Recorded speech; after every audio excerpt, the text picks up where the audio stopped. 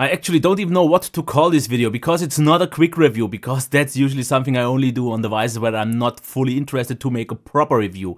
But let's just call it something like a mini review, because the reason therefore is that I just don't have enough time to give it my full proper treatment, because unfortunately I have to send it back earlier than expected. So I had it for about a week now, but only on Wi-Fi, so I didn't use it with a SIM, and that's why I can't really tell you so much about the battery life. I can already tell you that it's very good from what I see.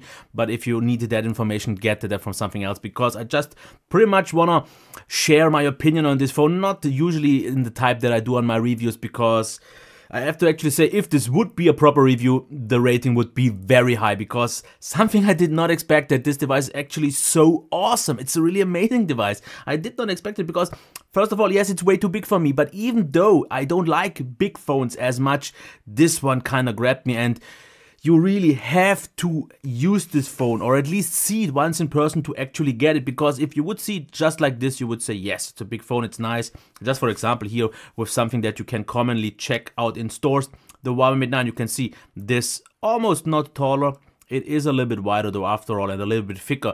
But the big difference is, as you check here, the battery died already, but just for example here, the Huawei P10 Plus, you can see this is not all that much bigger. This one has a 5.5-inch screen with bezels, as you can see, but here, that is just absolutely the highlight. And whenever I saw this in videos, I thought, yeah, it's nice without the border, but once you see this in person, once you see this in action with no border all around, if you scroll through sites and so on, this is just something so amazing. So this is just great, because as you can see, this is pretty much the minimal border that you kind of have to have. What I don't like though, I have to just say that I don't like the white navigation bar, because even though I'm using already a theme, it is black, as you can see here, and some apps it actually is black, but then again not in all of them, which just annoyed the hell out of me. But I actually didn't use the bar anymore, because what I did, just hide it and then use my gestures, but just for the sake of this video. But otherwise, what I want to get into is, yes, the back is quite slippery for a lot of people. Glass never was for me, and I have to say this feels so amazing. What though is quite slippery are the very smooth, almost kind of like chrome finished sides. These are quite slippery, so it's definitely not the easiest to hold phone. What was actually in the box was this quite nice case. I wouldn't use it anyways though. I like phones naked. Fingerprint reader, I would say, is okay. It's definitely not the best one. Position though is actually quite fine, so yeah, I just have to say it is such a beautiful device with the speaker here on the right. Of course, USB Type-C. Buttons are a little bit high for me, because usually I would expect it somewhere like here. And for example, the Huawei Mate makes this quite good, and you can see how much higher this is. So it's definitely a little bit out of my reach, comfort zone. But this doesn't change the fact that this is a gorgeous display, especially since this is also a super high quality display, something that I was actually surprised by, because 6.4 inches, and everyone would say this is a kind of 1080p display with, I think, 2040 by 1080. That's not high res enough. It is, absolutely. It's a brilliant display. It's nice and sharp and super high quality, because what I've noticed, and this is something that makes quite a huge impact for me, is, as you can see here, the scrolling. This in normal use almost seems as high refresh rate, like I would like to call it, like an AMOLED panel. So the experience is actually almost the same, and during using it for the first moments, I actually had to check that it's not an AMOLED panel, because it had so nice blacks and so on. Of course, you can adjust that, as you can also see if we go into display and so on, because you have, I think, quite capable saturation options and so on, because you can use automatic increase or standard contrast with a balance for the colors. And I have to say, I really like this display. I really like it, and this is an absolutely top of the top flagship worthy display. Speaker.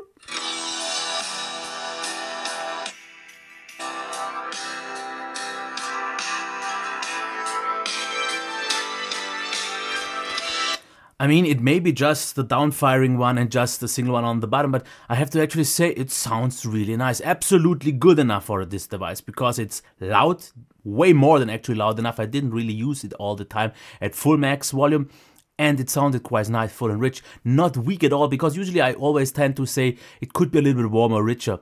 Not the case here, this is actually fine. Headphone jack also. actually didn't really check that all that much, but Xiaomi headphones are actually quite good. But here is the next thing, where this device shows me that it is a full-fledged flagship.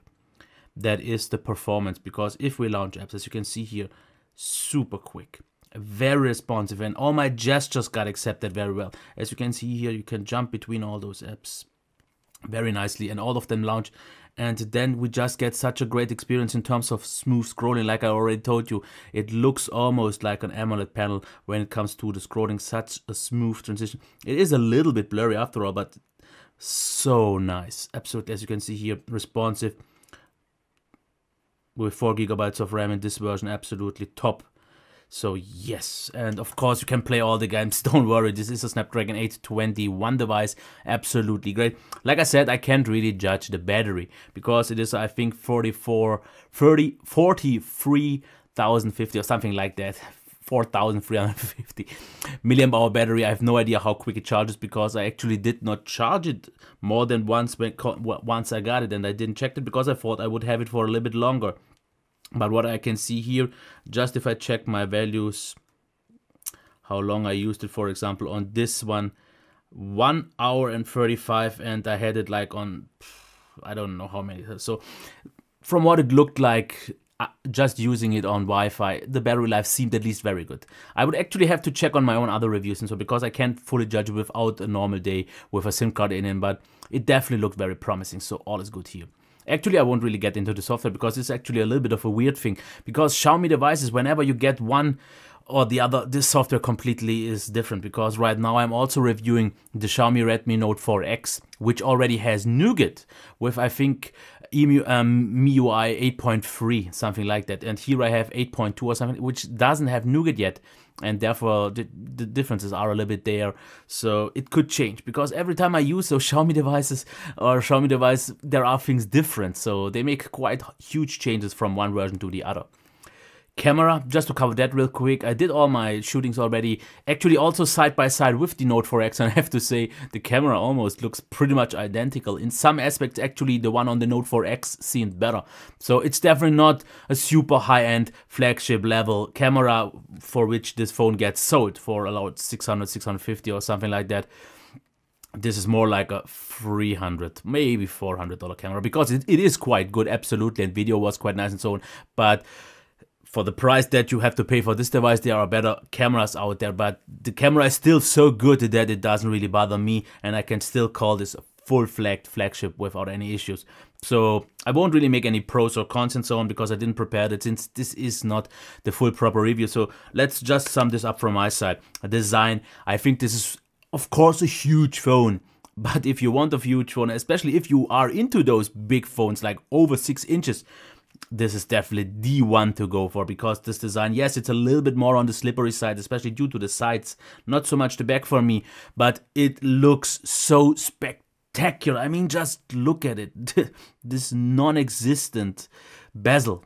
This is, and you really don't get it translated over the video, because I've seen it so many times and I was never amazed by it. But once I held it, and once I've seen it, once I've used it, and especially in videos and so on, it is pretty much impossible to describe how great this design is. And if they would have released this phone with maybe like 5.8 inches, 5.5 inches, so it would be kind of like a more 5-inch phone, I would have been all over it, because all the rest here, the display, flagship level, the speaker, definitely good enough, actually quite good, I would definitely say that, and absolutely still nowhere near enough to be a deal breaker or anything like that. The performance was super, because the performance, I would say, is amongst the very best flagships. And usually I had already a few phones, like for example the HTC U Ultra, where I said the performance is on a flagship level, but not on the highest flagship level. This though is, which is cool. Like I said, battery, I can't judge that. Software, I like it. I like MIUI. I have to say that, especially since they improve quite often. It's a few minor things. There are still a minor few things, like for example, you have to turn off MIUI optimization, RAM management and so on, because it kills apps way too drastically. But especially with a quite nice theming engine, as you have maybe seen, because this is what I'm using here, as you can see. this, in my opinion, looks quite nice, because the standard default one looks so horrible, so ugly. But it is a nice UI. I actually prefer it over many of the more kind of westernized UIs. And then there is the camera that is still absolutely solid, because I will call it on the Note 4X very good, and that's why I will call it very good here as well. Not flagship level, but absolutely fine. And that's why I would say, if you want a huge phone with overall amazing qualities and the camera isn't your first priority, if you don't have to have the best one and you are willing to pay a little bit more, I have to say this is a killer phone, and it really is a very unique phone. And I get all the people who have praised it so much, because every time I saw someone saying, oh, the Mi Mix is so amazing and so on, I thought, yes, that's maybe because of the gimmicky no bezel, but if you use this phone, it just knows to impress as much as it maybe seems. And it is hard to translate this over the screen, but I have to say, if I would be into big phones, this would be the one to go for. It would be well worth the money, because great phones with all those amazing qualities cost a lot of money, and this, it would definitely be worth it. So I would be all over it. I really like it, and I would have actually wished to have a little bit more time to check the battery a little bit more, but from what it seemed, it would have been easily good enough for me, and that's why I would just say this was it. If you like this, and if you maybe want to see more of these off-the-cuff videos that I didn't prepare so much and just talk what I experienced and so on, let me know in the comments. Otherwise, have a nice day. Bye.